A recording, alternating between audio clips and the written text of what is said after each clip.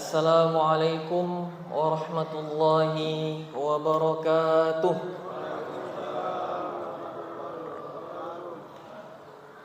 Alhamdulillah rabbil alamin, wa bihi nasta'inu ala umuri dunya waddin. Wassalatu wassalamu ala asyrafil anbiya'i wal mursalin, sayyidina Muhammad wa ala alihi wa ashabihi ajma'in, amma ba'd. Subhanaka la ilma lana illa ma 'allamtana innaka antal alimul hakim. Allahumma anfa'na bima 'allamtana wa 'allimna ma yanfa'una warzuqna 'ilman yanfa'una. Allahumma arzuqna fahman nabiyyin wa hifdzal mursalin wa ilhamil malaikatil muqarrabin ya arhamar rahimin. Bapak-bapak, ibu-ibu hadirin rahmati oleh Allah Subhanahu wa taala. Pertama-tama marilah kita panjatkan puja dan puji syukur kita atas kehadiran Allah Subhanahu wa taala, karena berkat rahmat dan kasih sayang dari Allah, akhirnya kita pada malam hari ini masih tetap hadir untuk melaksanakan sholat isya dan tarawih secara berjamaah. Tak lupa juga kita sampaikan salawat dan salam kita kepada Nabi kita, Nabi Agung Nabi Muhammad Sallallahu Alaihi Wasallam beserta keluarganya, sahabatnya, dan pengikutnya, dan semoga insya Allah di hari kiamat nanti, hari akhir nanti kita mendapatkan syafaat dari Nabi Muhammad Sallallahu Alaihi Wasallam.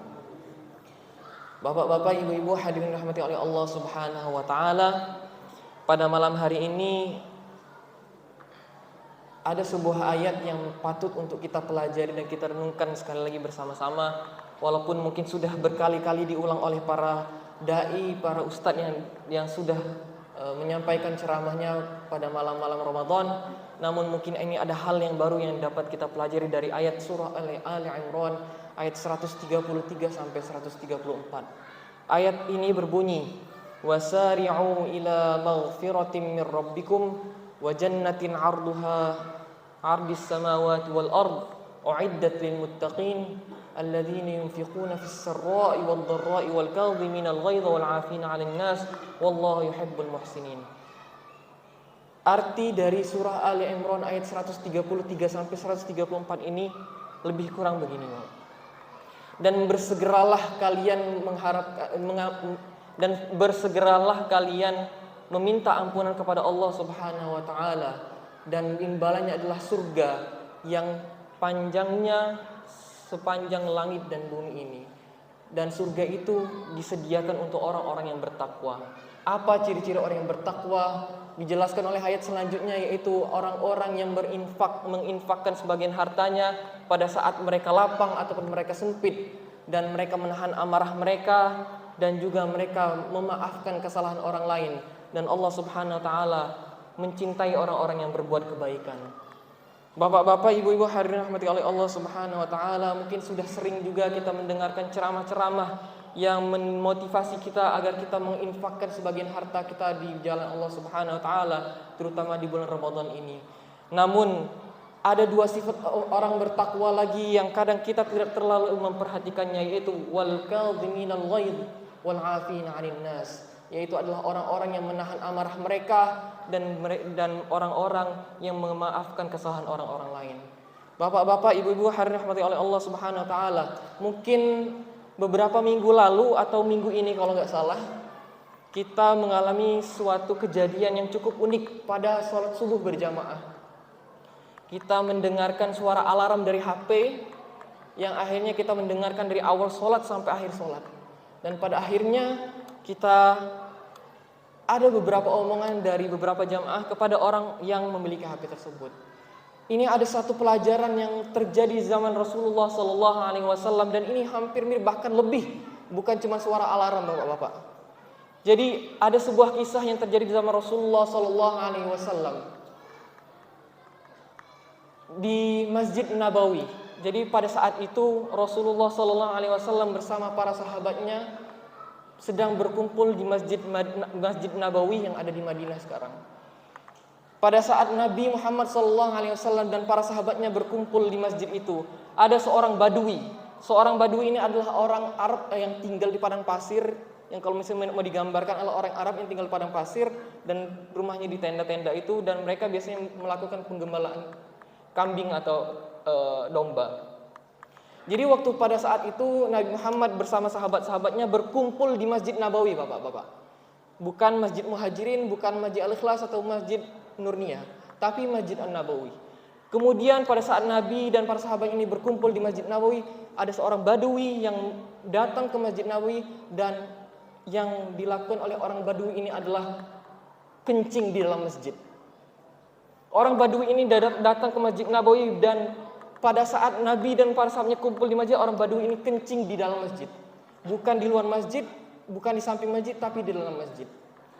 Namun pada saat itu orang Badui ini pada saat membuang air kecilnya dalam masjid, para sahabat akhirnya mereka marah, mereka akhirnya bereaksi, dan mereka sudah siap-siap untuk mencaci maki orang Badui tadi yang kencing di dalam masjid.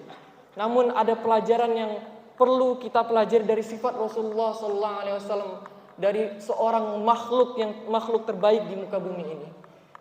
Ketika Rasulullah SAW melihat orang Badui tadi kencing di dalam masjid, ada 3 hal yang beliau lakukan kepada orang tersebut.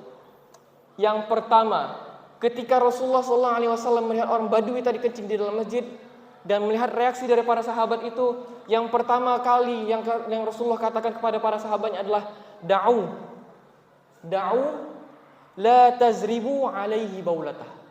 Kata Rasulullah SAW kepada para sahabatnya yang sudah siap untuk mengusir orang Badui tersebut dari masjid tadi, Rasulullah SAW malah berkata, da'u la tazribu alaihi baulatah. Kata Rasulullah, biarkan orang Badui tadi melakukan kencing tadi. Biarkanlah orang Badui tadi melakukan buang air kecilnya di dalam masjid tadi. Jangan kalian ganggu orang atau mengusir orang tadi dari masjid tadi. Lalu para sahabat Nabi Muhammad SAW bertanya, kenapa ya Rasulullah? Padahal kan orang ini melakukan kencing itu kan najis, semua kita tahu. Kencing adalah najis, tapi para sahabat bertanya kepada Rasulullah, kenapa Rasulullah? Rasulullah SAW akhirnya menjawab, ketika kalian mengejutkan atau kalian kagetkan orang yang sedang melakukan buang air kecil, maka ia bisa saja terkena dengan penyakit namanya habsul baul. Habsul baul ini adalah orang yang tidak bisa melakukan buang air kecil. Akhirnya mampet, tersumbat gara-gara kita mengejutkan orang tadi yang sedang melakukan buang air kecil. Akhirnya itu adalah hal yang pertama Rasulullah SAW lakukan kepada para sahabatnya. Rasulullah tidak mencaci, Rasulullah tidak memaki, Rasulullah tidak mengusir orang tersebut. Tapi Rasulullah pertama kali yang dikatakan adalah kepada para sahabatnya, da'u la tazribu alaihi baulatah. Biarkan dia, jangan mengganggu dia buang air kecil. Itu hal yang pertama perlu perhatikan apa yang dilakukan oleh Rasulullah SAW. Dan ketika orang Badui tadi tersebut sudah melakukan atau buang air kecilnya tadi, Rasulullah SAW lagi berkata kepada para sahabatnya, wa ariqu ala baulihi sijlan minal ma. Kata Rasulullah SAW, ambillah ember besar, kemudian siramlah tempat orang Badui tadi berkencing, dan bersihkanlah bekas kencingnya tadi. Jadi dari dua hal tadi, Rasulullah belum mengatakan sesuatu kepada orang Badui yang kencing tadi. Pada akhirnya ketika para sahabat sudah membersihkan bekas kencing orang Badui tadi, Rasulullah akhirnya menghadap kembali lagi para sahabatnya, dan Rasulullah SAW berpesan, innama bu'ithtum muyassirin walam tub'atsu mu'assirin. Sungguhnya kalian dipilih oleh Allah Subhanahu wa taala sebagai umat yang beragama Islam itu agar kalian memberikan kemudahan kepada seluruh umat manusia. Agar kalian meringankan beban seluruh umat manusia ini, dan kalian tidak dipilih oleh Allah Subhanahu wa taala sebagai umat Islam agar kalian memberatkan orang-orang yang lain. Maka dari hal-hal itu, Bapak-bapak, Ibu-ibu hadirin rahmati Allah Subhanahu wa taala, sampai akhirnya 3 hal tersebut Rasulullah SAW tidak berkata sekata pun kepada orang Badui yang melakukan hal yang mungkar tadi. Bukan lagi cuma alarm Bapak-bapak, Ibu-ibu, tapi orang yang kencing dalam masjid pun Rasulullah tetap menjaga sikap, Rasulullah SAW tetap menjaga reaksi daripada sahabatnya. Bapak-bapak, Ibu-ibu hadirin rahmati Allah Subhanahu wa taala, itulah salah satu sifat mulia yang perlu kita contoh dari Nabi kita Nabi Muhammad sallallahu alaihi wasallam. Nabi Muhammad tidak pernah mengajarkan kita untuk mencaci, untuk memaki, atau bahkan untuk memukul orang. Dari kisah tersebut kita sebenarnya bapak-bapak, ibu-ibu bisa mendapatkan pelajaran. Ketika ada anak-anak bermain di dalam masjid, itu jangan sampailah kita mencaci maki ataupun menghardik anak-anak tersebut. Karena bisa jadi ketika kita menghardik atau mencaci maki anak-anak yang ribut di dalam masjid itu, akhirnya mereka trauma, akhirnya mereka benci untuk datang ke masjid. Kebencian ini akhirnya tumbuh sampai mereka dewasa, sampai mereka akil balik, bisa jadi sampai umur tua, karena ada peristiwa yang tidak menyenangkan bagi mereka dari pengalaman-pengalaman itu.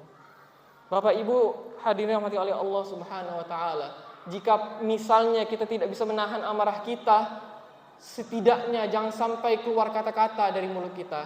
Namun ketika walaupun misalnya nanti sampai keluar kata-kata dari mulut kita, jangan sampai kita menggunakan tangan kita. Dan jika kita sampai memukul dengan tangan kita, janganlah, semoga Allah Subhanahu wa taala ampuni segala dosa kita.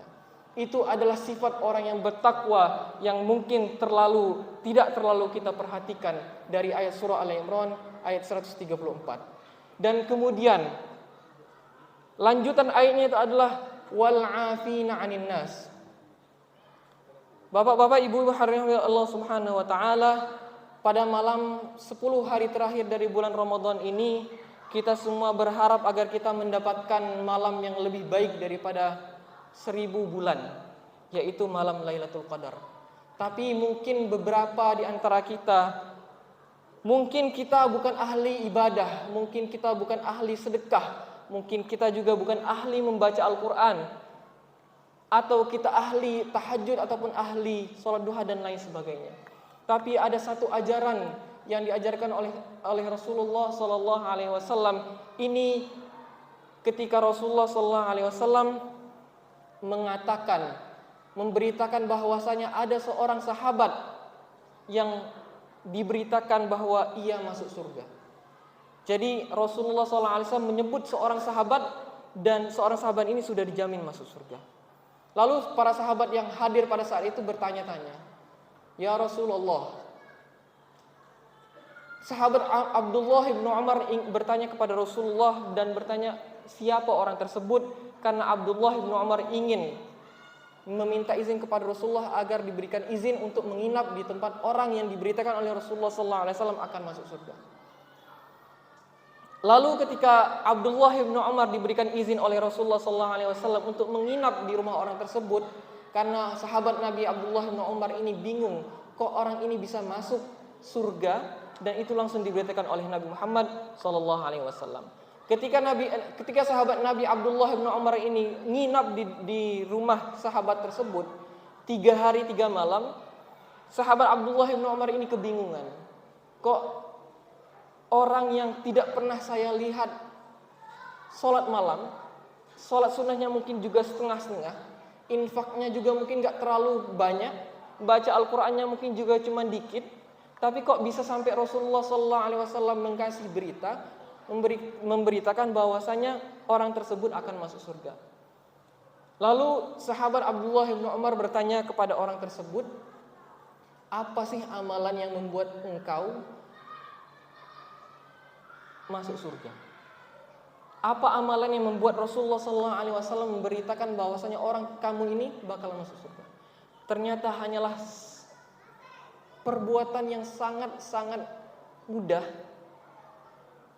yaitu wal 'afina 'anil nas.